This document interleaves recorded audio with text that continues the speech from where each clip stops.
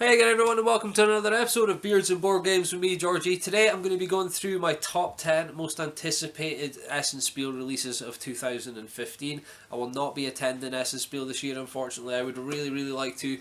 Perhaps next year, perhaps the year after, who knows, we'll see what happens. I would really like to get there at some point because I love Euro games and it seems to be where the heart of the Euro game release seems to happen.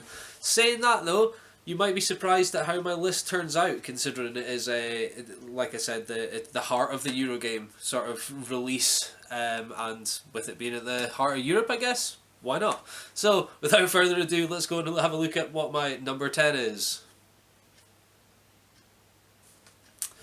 Okay, so my number 10 is Portal of Morth by ABBA Games, designed by Buster Len, Manuel Manoz and Francesco Ruiz. I've probably slaughtered every one of those names. Apologies if any of them ever watch this, I'm so sorry. But it plays from 1 to 4 player. It appears to be, to me, there isn't really much information out on this one, but when I see it, it looks to be like a tower defense game, but it's dice you're defending against. The dice are the enemy. You roll the dice and those are the ones that go onto the player boards, onto the maps even, and you're trying to defend against those, so kill the dice. The dice are the bad guys. You seem to be, and the fact that it plays from 1 player seems very interesting because you get to pick a couple of heroes, each player does, and each player seems to have to fight through a wave of enemies. And as far as I'm aware, I think it's 5 rounds or 5 waves. The general number is that you need to go through. But the artwork, you'll see in a second with the box cover, and just the general sound of this game really sounds interesting to me. So my number 10, Portal of Morth.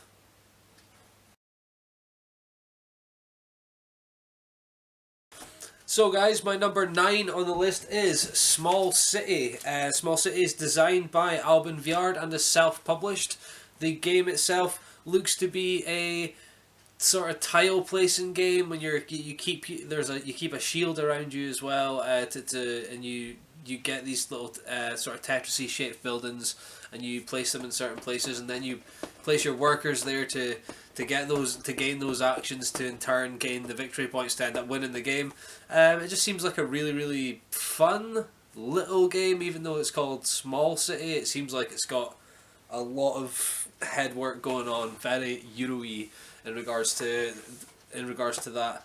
On the back of the little sheet, it looks like it's got a ton of rules as well, based around how you can and can't place or can and can't score things. It seems quite fiddly. Seems like something I'd be interested in. My number 9, Small City.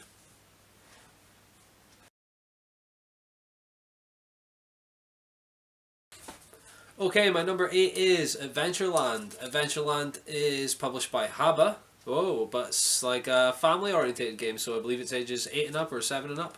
So it's a little bit different compared to what we're used to seeing from Haba. It's designed by Kiesling and Kramer. So for those of you who don't know, type their names into Google, see the games that they've published, and tell me they aren't awesome. Seriously, guys. So I'm really excited about this one. Unfortunately, nothing else is really known about it, so until it gets released at Essen, we won't really know. But as excitement and anticipation, this is my number 8, Adventureland.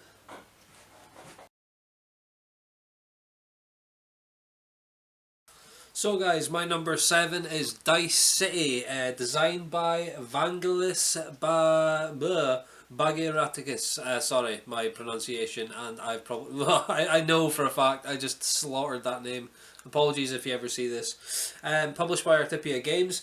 It is a dice worker placement game where it seems to have like everyone gets 5 dice, and I say everyone, it's a 1 to 4 player game, so you can't play yourself and you're trying to fight off these bandits to score victory points.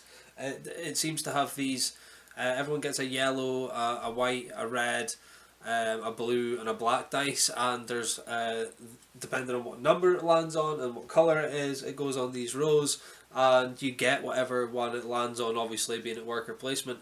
But there's certain things that you can do to mitigate what the dice do and change it a little bit. Seems really, really awesome. Something I'm really interested in trying. That is Dice City.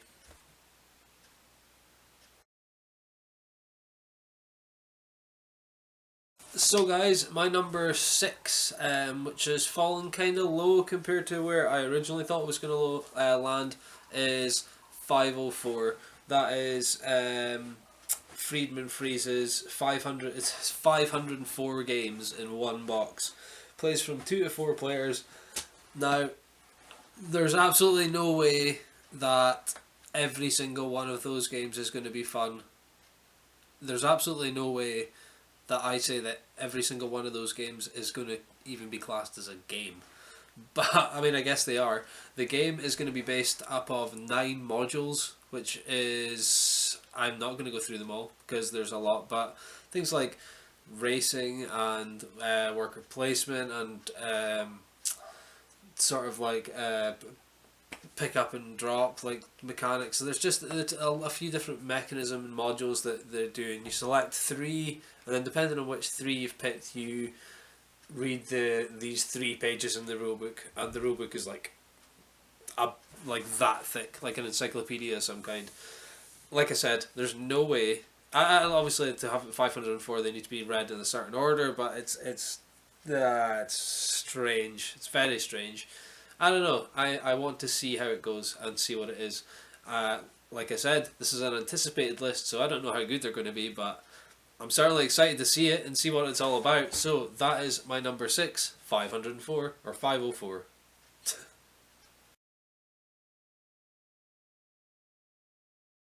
Okay, my number 5, the halfway mark, is Bang Jewel, and that is designed by Emiliano Syria and published by DV Gucci. It's a 2-player Bang the Dice game, and the dice game. It's a 2-player Bang game, like unlike Bang the Bullet and Bang the Dice game. So it's a variation of that, which is back to cards again, instead of the dice, which I just mentioned earlier. By the way, Bang the Dice game is my favourite variant so far. We'll see how Bang Duel goes, but it's, like I said, a 2-player game only, back to cards, and each player selects 2 different, or seems to select a bunch of different. One player will be the good guys, one player will be the bad guys, and they select a few different dudes, put them down in front of them, and then you both have your sort of individual action deck, and you draw from that and play cards from that and sort of shoot and defend and dodge. I don't know, it seems really, really cool. I can't wait to try it, and I like 2-player games as well, so we'll see how it goes. That's my number 5, Bang Duel. My number 4 on the list today is Discoveries, the Journal of Lewis and Clark. Now, obviously, there's the Expedition of Lewis and Clark was already out previous to this. This is a dice based one, but again, like a dice worker placement. Notice there seems to be a little trend. I seem to like those, or I'm very keen to try a lot of those anyway. I'm not saying I like all of them. That's a very wide statement, but I'm very, very interested to try this one. It seems to be about place it. You use certain dice, place them in certain places to get to mitigate certain dice or grab different dice from different dice pools. You put dice on game boards, on the main game board at certain points, and at certain times you can grab them all, including your opponent's dice as well. It seems quite back and forth. It seems like it could be quite cool. I should have said, I don't know if I mentioned, it plays from 2 to 4 players. This one is designed by Cedric Schubist and published by Ludonaut. So I'm very interested to try it. Now, I believe this one was released at Gen Con as well, but now it's going to be widely available in Europe because it's been released at Essen. So looking forward to seeing it. That's Discoveries, a Journal of Lewis and Clark. That's the dice game.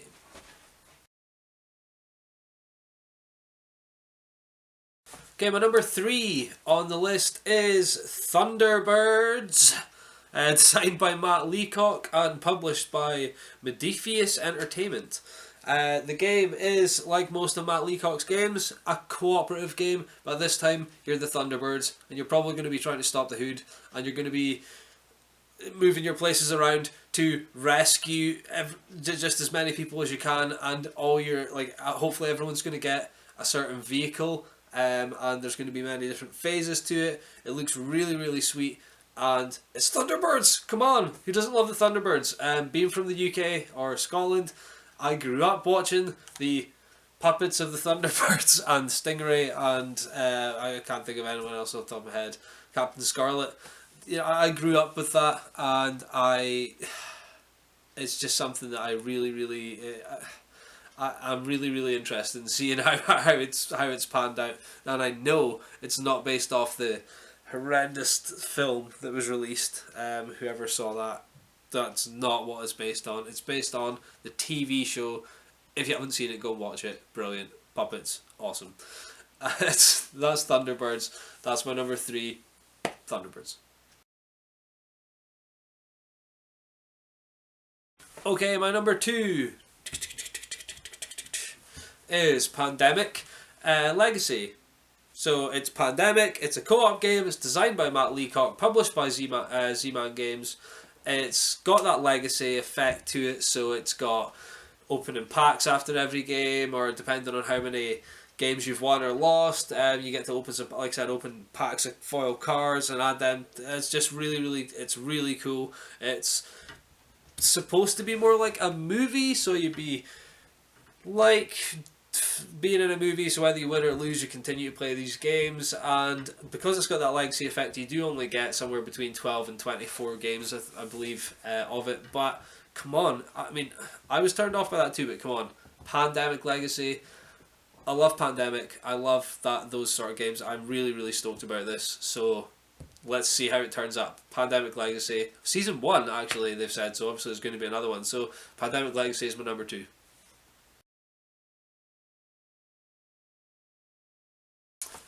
Okay guys, my number 1 most anticipated game released at Essen 2015 is Mafia De Cuba. Now, I'm a big fan of games like this. A couple of them I'm kind of burnt out on, so when I heard about this one, where you have the cigar box and one person plays the Godfather, a couple of people take the roles and other people steal diamonds, some people don't do anything, it just seems like a really, really fun idea for a game. Doesn't necessarily need to be the most meatiest or most heaviest game, but certainly to me, for a 6 to 12 player game, seems really, really fun. I believe it's Lou Mimi that's going to be doing it in Europe, and it's Asmodee that publishes it in America or the USA and Canada, but it seems like a really, really fun game, and I honestly, this is one game I literally cannot wait to get a hold of and get that amount of people together and just play it a couple of times and see how it goes.